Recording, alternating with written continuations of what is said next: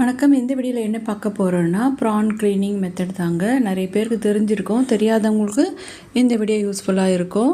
இப்போ நான் ஒரு 1/2 கிலோ எறா வாங்கியிருந்தேன். இப்போ பாருங்கள், எறாவோட தலையை இந்த மாதிரி பக்கமாக இருக்குது தனியாக பிச்சுட்டு, பின்னாடி பேக் சைடில் வால் பக்கம் சென்டரில் இப்படி ப்ரெஸ் கொடுத்தோம்னா ஈஸியாக அது கழண்டு வந்துக்கும். அதுக்கப்புறமா சென்டர் பார்ட்டை இப்படி கையில் உரித்து எடுத்தோம்னா வந்துடும்.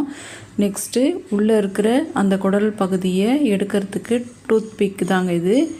டூத் பிக் வச்சு இப்படி குத்தினோம்னா சென்டரில் அந்த நூல் அழகாக வந்துடுச்சு பாருங்கள். எவ்வளோ ஈஸியாக இருக்குது பாருங்கள். அதே மாதிரி அடியிலையும் நூல் இருக்கும், அதையும் டூத் பிக் வச்சு பிச்சிட்டோம்னா ஈஸியாக வந்துடும்.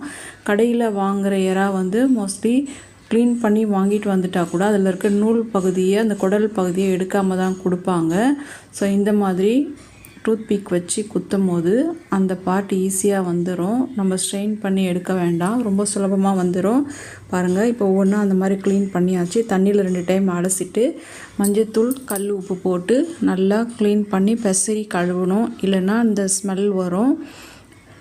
இந்த மாதிரி நல்லா ஒரு 2 நிமிஷம் அப்படியே நல்லா பெசரி கழுவிட்டு ஒரு 2-3 டைம் நல்லா அலசி ஊற்றிடணும்.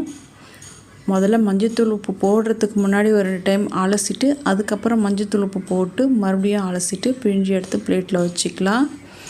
மஞ்சத்தூள் உப்பு போடும்போது அதில் இருக்கிற நீச்சு ஸ்மெல் போயிடும். ப்ளஸ் அதோடு இல்லாமல் நல்லா முழுசாக க்ளீன் ஆகும். அப்புறம் அந்த சமைக்கும் போது சாஃப்டாக வேகிறதுக்கும் நீச்சு இல்லாமல் இருக்கிறதுக்காக கொஞ்சம் தயிர் சேர்த்து ஊற வச்சிடணும்.